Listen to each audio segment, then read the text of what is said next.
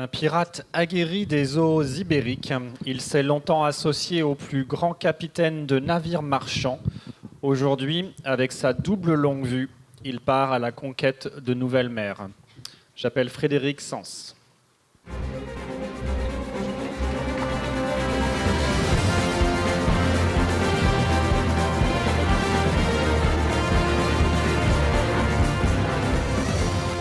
Bonjour, je m'excuse mais j'ai rien trouvé de mieux comme déguisement de pirate.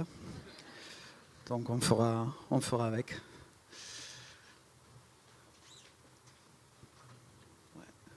Voilà, donc quand on parle de LBVR, on imagine surtout un public de millennials, de familles avec des enfants. Et ce que je voulais partager avec vous aujourd'hui, c'est ce que nous avons découvert à travers de nos premières expériences en Espagne. Et c'est les grands-mères du métavers. Alors pour commencer, je vais vous proposer un petit jeu.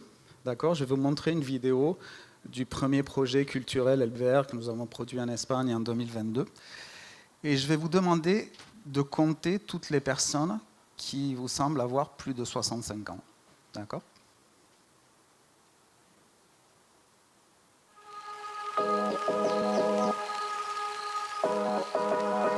Universe presents DALI Cybernetics, a mind-blowing journey deep into the surrealistic world of the Catalan genius. Welcome to this collective experience where visitors interact with the virtual content and share the wonder. Al entrar a l'experiència m'he sentit transportada al món de Dalí. Hacerlo en grupo fue lo más divertido porque podías comentar con los demás lo que estabas viendo. Make gestures to your friend, interact with them, you can see your hand. Poder sentirse en otro lugar totalmente distinto y que sí se sintiera real. 40 simultaneous participants walking freely into a 220 square meter space. We have developed our solution, a Universe Experience Manager, having in mind the needs of high-traffic venues. Those needs are simple implementation, top-quality visuals and interactions, high-flow visitors, more than 1,000 persons per day, and easy control of both users and the installation. The whole workflow has to be as smooth as possible. The staff of the high-traffic venue can manage every aspect of the installation with ease of mind. The whole feeling of sharing this experience with others is so strong that people come out with a touch in the heart. The experience in one word, just unreal. Multi-dimension. It was memorable. Extraordinaire. That I could not say, I resume in one word. I mean, you have to see it, you have to come to see it. Esta nueva tecnología ha permitido a Ideala dar un paso adelante más en lo que son los lenguajes inmersivos. Hasta ahora nosotros siempre habíamos hecho experiencia virtual donde el público está sentado y tiene esa experiencia solo. Y por primera vez ahora el público puede compartir esta experiencia con amigos, con familiares. Dejar de ver las tecnologías como algo que vives solo y que te aísla, sino como algo que puedes vivir con gente querida. In my opinion, this technology is the future of exhibitions. Combien vous en avez vu ? Un peu. Allez, je vais vous aider un petit peu. Bon, j'ai un peu triché parce que j'ai les rushs originaux, donc j'ai pu les compter tranquillement. Voilà. Bon, je ne vais pas tous les mettre, il y en a 37. Alors, ce qui nous est arrivé quand on a fini de produire la vidéo, on s'est dit, mais c'est farci de retraités. Voilà, non, mais on était impressionnés. Et on s'est dit, bon, c'est peut-être une coïncidence. Et puis, dès qu'on a eu les résultats, ça fonctionnait pendant plusieurs mois, voilà, cette affluence de seniors dans les expériences, on s'est rendu compte que ça avait plutôt l'air d'être une tendance. Donc, sur 180 000 visiteurs, on avait 22% de plus de 65 ans. Voilà.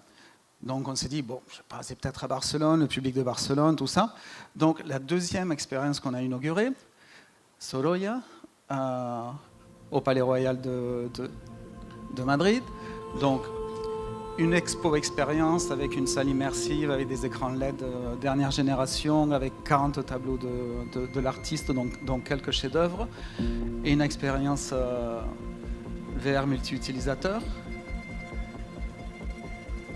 Et puis, voilà, quelques mois après, 231 000 visiteurs, 25% de plus de 65 ans. Et ce qui est encore plus surprenant, c'est que quand on voit les ventes d'entrée par franche d'âge, le groupe de plus de 65 ans, c'est le deuxième, le plus nombreux. Et ce qui est encore plus surprenant, c'est qu'à côté rose, c'est surtout, c'est pas un public senior, c'est un public de senioras. C'est-à-dire vraiment majorité de femmes. Bon, on se dit, ben, la tendance, c'est aussi à Madrid. On va voir ce qui se passe avec Toutankhamon à Barcelone, un autre Toutankhamon.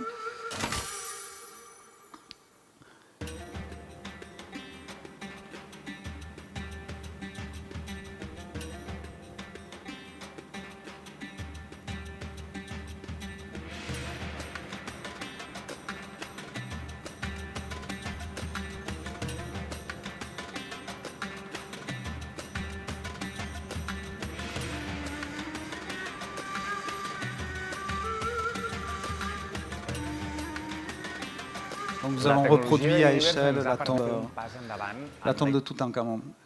Voilà, donc cette expérience est encore en fonctionnement. À ce jour, près de 157 000 visiteurs, 23% de plus de 65 ans. Alors là, quand même, on se dit, bon, on va voir la suivante, Pompéi, Madrid.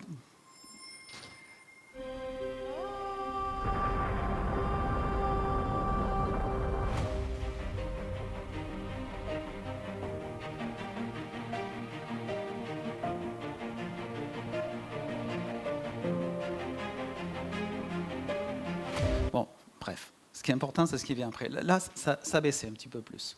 Mais quand même, 190 000 visiteurs, 15% de plus de 65 ans. Et ce qu'on trouve absolument bluffant, c'est que, ça c'est des chiffres du ministère de la Culture espagnol, d'accord, 2022, les plus de 65 ans représentent à peine 7,2% du public total des musées en Espagne, alors qu'ils représentent près de 20% de la population du pays. Donc, il y a un peu un court-circuit. On se dit, qu'est-ce qui se passe avec ces expériences? Qu'est-ce qui pousse les retraités, ces seniors, à venir, cet engouement pour ce genre d'expérience? Surtout quand il y a un autre facteur qui, de mon point de vue, encore plus bluffant, c'est la fracture numérique. Et ça, on peut le voir autour de nous, nos parents, nos grands-parents, tout ça, les difficultés qu'ils ont eues pour s'adapter à Internet, ou même leur incapacité à s'adapter à tout ce qui est numérique. Alors, juste une enquête de 2020, 40% des plus de 65 ans en Espagne n'ont jamais utilisé Internet. Voilà. Et pour référence, en France, c'est 24,2% des 65-74 ans qui sont en situation d'électronisme. Voilà. Et si, à partir de 74 ans, ça passe à 60,9%. Alors, quel est le secret? Pourquoi? Non? Alors qu'ils ont tellement de problèmes avec tout ce qui est numérique, tout ce qui est digital, pour adopter massivement des expériences qui sont justement technologiques. Alors, on a passé pas mal de temps dans les salles à poser des questions, à ce public-là. Et je me rappelle d'une dame à qui j'ai demandé « Est-ce que c'était facile pour vous? Comment vous avez trouvé ça ?» Elle m'a répondu ça, elle m'a dit « C'est aussi simple que d'aller à Lidl. » J'ai aimé la comparaison. Et j'ai demandé d'approfondir un peu. Elle me dit, ben voilà, il y a des choses, il y a des couloirs, on marche, je peux toucher des choses, je peux prendre des choses, donc c'est comme à Lidl. Et ensuite, il y a un groupe de dames, 75 ans, 4 ou 5 dames, et il y en a une qui disait à ses copines, je vais pouvoir dire à mes petits-enfants que j'ai éteint le métavers. Et ça me donne une piste. C'est-à-dire, je me dis que pour ceux qui ont réussi à s'adapter un petit peu à Internet, pour pouvoir prendre des rendez-vous à la Sécu, pour pouvoir envoyer un WhatsApp aux petits-enfants, quand ils se sont adaptés à ça, ben maintenant on leur parle de Web3, on leur parle de crypto-monnaie, on leur parle de NFT. Ils sont complètement perdus, quoi. Donc là, tout d'un coup, pouvoir revendiquer qu'elle a fait quelque chose, qu'elle a été dans le métavers et qu'elle a compris ce que c'est, elle a compris le concept, elle sait ce que c'est, quoi. Et je crois que ça peut nous donner des pistes de cet engouement, du moins en Espagne, de ce public-là pour ce genre d'expérience. Alors je crois que savoir, avec le fait que la LBVR, c'est une technologie facile, même si c'est une technologie invisible, voilà. C'est juste l'expérience, c'est inclusif, et puis surtout, ça leur permet de s'émerveiller une fois de plus à leur âge. Et je me rappelle une dame de plus de 80 ans qui est allée voir ça avec sa petite fille et qui lui a dit « Je peux mourir tranquille, maintenant j'ai vu ça ». Et je trouvais que c'était bon, quand même assez lyrique quoi, comme déclaration, mais c'est quand même pas mal, quoi. Donc, pardon, voilà, donc les chiffres que j'ai partagés avec vous ont à voir avec les expériences que nous avons produites en Espagne et qui maintenant sont tournées dans le reste du monde, Israël, le Royaume-Uni, Danemark, Allemagne, Brésil, etc. Donc je n'ai pas encore les chiffres, je connais les chiffres de vente pour l'instant, mais pas divisés par frange d'âge. Donc je ne peux pas corroborer si ce qui se passe en Espagne est une exception espagnole ou c'est effectivement une tendance de fond qui a lieu aussi dans les autres pays. Donc tout à l'heure, j'écoutais Agnès Garodel de Gédéon et qui parlait de l'expo des impressionnistes qui a ouvert il y a quelques semaines déjà et qui me disait oui, il y a beaucoup de seniors. Donc on verra, mais je pense que si ça se confirme, c'est quand même...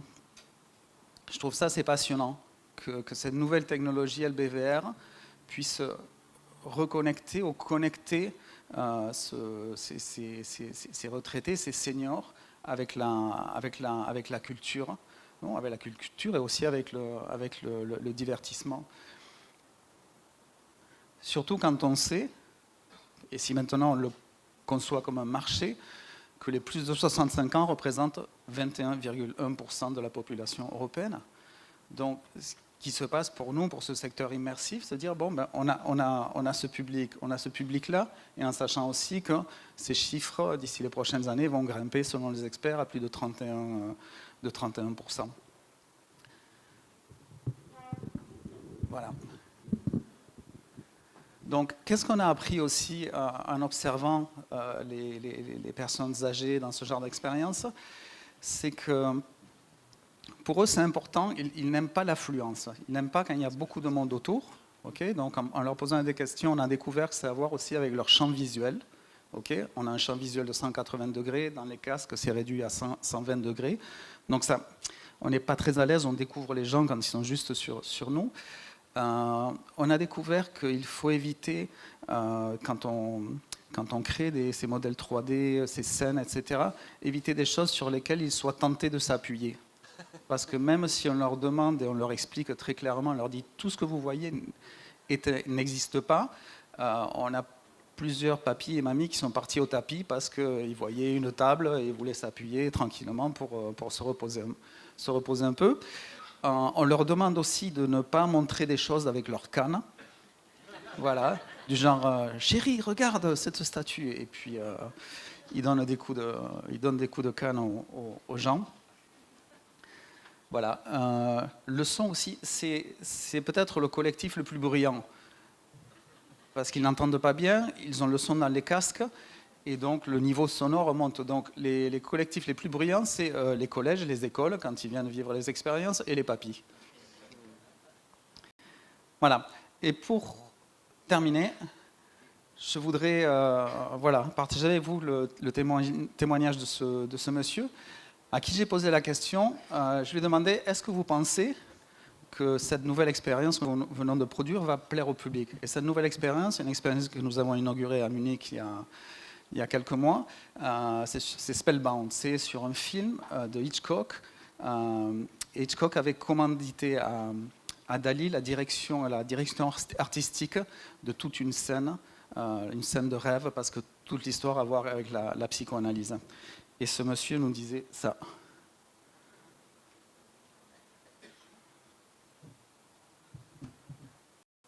Absolument, oui, je suis convaincu que cette expérience, c'est une expérience nouvelle pour tout le monde, je pense, et la qualité de ce que vous avez fait, c'est extraordinaire. Alors, les gens ne peuvent que s'étonner de tout ce qu'ils vont voir et ça sera absolument enthousiaste de ce qu'ils vont voir. Non, oui, pas ami, parce que c'est difficile d'être un ami. Alors, pour la petite histoire, ce monsieur a 96 ans, il s'appelle Beniamino Levi.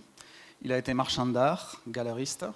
Il a connu Picasso, il a connu Dali, etc. Il a organisé pendant des années des expositions sur Dali et d'autres artistes qui ont eu un très grand succès.